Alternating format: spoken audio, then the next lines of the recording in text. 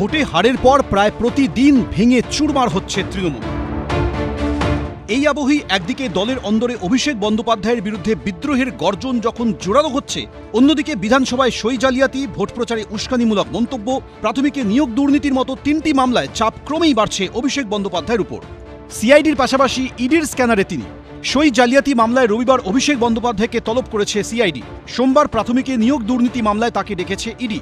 আর মঙ্গলবার অভিষেককে ভোট প্রচারে উস্কানি মামলায় তলব করেছে সিআইডি। অর্থাৎ পরপর 3 দিন এজেন্সির মুখোমুখি হতে হবে তাকে। তো ডেকে তো পাঠাবেই, তাকে জিজ্ঞাসাবাদ হলে একটা তদন্ত চলছে, তাহলে ডেকে পাঠাবে।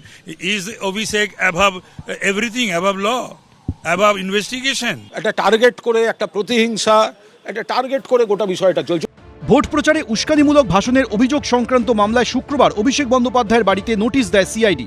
তার আগের দিন অর্থাৎ বৃহস্পতিবার সই জালিয়াতির মামলায় 3 বার হাজিরা এড়ানোর পর হাইকোর্টের নির্দেশে ভবানী ভবনে যান অভিষেক বন্দ্যোপাধ্যায়। প্রায় 5.5 ঘন্টা তাকে জিজ্ঞাসাবাদ করেন সিআইডি অফিসাররা। আগামী 14 তারিখ অ্যাপিয়ার করার জন্য বলা হয়।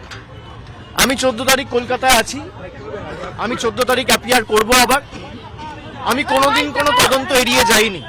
সই জালিয়াতি কাণ্ডে রবিবার বেলা 12টায় অভিষেক বন্দ্যোপাধ্যায়কে তলব করার পাশাপাশি বেলেঘাটার তৃণমূল বিধায়ক কুণাল ঘোষকেও তলব করেছে সিআইডি। দুপুর 3টেয় তাকে ডেকে পাঠানো হয়েছে। আমি তদন্তে সহযোগিতা করি, আমাকে ডাকা হয়েছে, আমি যাব। আমি তদন্তে সহযোগিতা চিরকাল করি, আমি আগামীকালও তদন্তে পুরোপুরি সহযোগিতা করব। অন্যদিকে সই জালিয়াতি কাণ্ডে ইতিমধ্যেই সিআইডি নোটিশ পাঠিয়েছে কামারহাটির তৃণমূল বিধায়ক মদন মিত্রকেও। আমার বাড়িতে সকালবেলা সিআইডি আসছিলেন। এই যে কেসটা হয়েছে, এই কেসের এই ব্যাপারটায় আমাকে কোঅপারেট করতে বলা হয়েছে। না, আমায় জিজ্ঞেস করেছে যে আপনার এটা আপনার সই কিনা, আপনার সই কিনা না, আপনি এই নোটিশটা খালি রিসিভ করে দিন। আমি রিসিভ করলাম। পাপ তো কাউকে ছেড়ে যায় না, তো পাপের ফল তো ভোগ করতেই হবে ওনাকে। অন্যদিকে ভোট প্রচারে উস্কানিমূলক মন্তব্যের অভিযোগে অভিষেক বন্দ্যোপাধ্যায়ের বিরুদ্ধে শিলিগুড়িতে দায়ের হল নতুন মামলা। উজ্জ্বল মুখোপাধ্যায়, অনির্বাণ বিশ্বাস, এবিপি আনন্দ। বিধানসভা থেকে লোকসভা, একদিকে যখন তৃণমূলের অস্বস্তি ক্রমেই বাড়ছে, তখন অন্যদিকে গ্রেপ্তার হচ্ছেন একের পর এক তৃণমূল নেতা। কোথাও গ্রেপ্তার হলেন তৃণমূল পরিচালিত পুরসভার চেয়ারম্যান, কোথাও আবার পুলিশের জালে ধরা পড়লেন তৃণমূলের কাউন্সিলর। আর এরই মধ্যে পাকড়াও করা হলো প্রাক্তন জেলা পরিষদের সভাধিপতিকে। পাশাপাশি ধরা পড়লেন তৃণমূলের পুরপ্রধানের ছেলে। উত্তর 24 পরগনার নৈহাটিতে তৃণমূলের পুরপ্রধান অশোক চট্টোপাধ্যায়ের ছেলে অভিজিৎ চট্টোপাধ্যায়কে গ্রেপ্তার করল পুলিশ। গ্রেপ্তারের পর ধৃতকে লক্ষ্য করে ছোড়া হলো ডিম, ওঠে চোর স্লোগান। পুলিশের সামনেই তাকে মারধর করেন বিক্ষুব্ধরা। পুলিশ সূত্রে দাবি, ধৃতের বিরুদ্ধে বেআইনিভাবে গঙ্গা থেকে বালি তোলার অভিযোগ রয়েছে। এই ঘটনার কয়েক ঘন্টা আগেই গ্রেপ্তার হন উত্তর 24 পরগনারই অশোকনগর কল্যাণগড় পুরসভার চেয়ারম্যান এবং তৃণমূল নেতা প্রবোধ সরকার। তার বিরুদ্ধে পুরসভার নথি পোড়ানোর অভিযোগ তোলে বিজেপি এবং স্থানীয় বাসিন্দাদের একাংশ। তৃণমূল নেতার বাড়ির চত্বরেই দেখা যায় আগুনে পোড়া কাগজ, যার উপরে লেখা রয়েছে অশোকনগর কল্যাণগড় পুরসভা। আমি 17 বছর চেয়ারম্যান ছিলাম।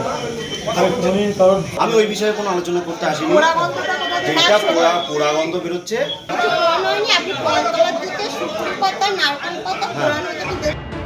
নথি পোড়ানোর অভিযোগ তুলে শুক্রবার রাতে তৃণমূল নেতার বাড়ির সামনে বিক্ষোভ দেখান বিজেপি কর্মী, সমর্থক এবং স্থানীয়রা। খবর দেওয়া হয় অশোকনগর থানায়। দেখা যাচ্ছে কটা ফাইল করছে অশোকনগর কল্যাণ পৌরসভার লেখা। ওইটা কিসের?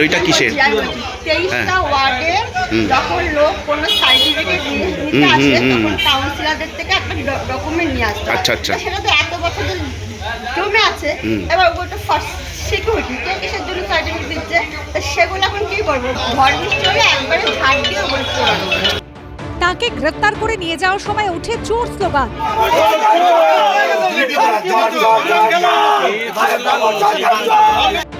অন্যদিকে হাওড়ার উলুবেড়িয়া পুরসভার 4 নম্বর ওয়ার্ডের তৃণমূল কাউন্সিলর নির্মল যাদবকে গ্রেপ্তার করেছে পুলিশ।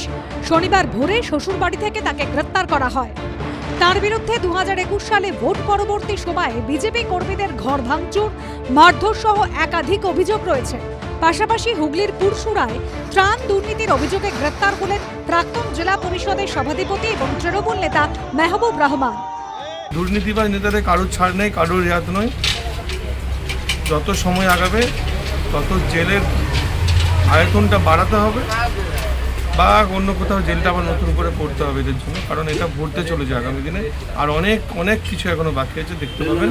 যারা চুরি করেছিল মানুষের পয়সা, তাদের কারোর রেয়াত নয়, কারোর ছাড় নয়। তৃণমূল নেতার গোডাউনে তল্লাশি চালিয়ে কয়েকশো সরকারি ত্রিপল উদ্ধার হয়েছে। সমীরণ পাল, বাপন সাঁতরা, সুনীত হালদারের রিপোর্ট, এবিপি আনন্দ। এবিপি আনন্দ, এগিয়ে থাকে, এগিয়ে রাখে।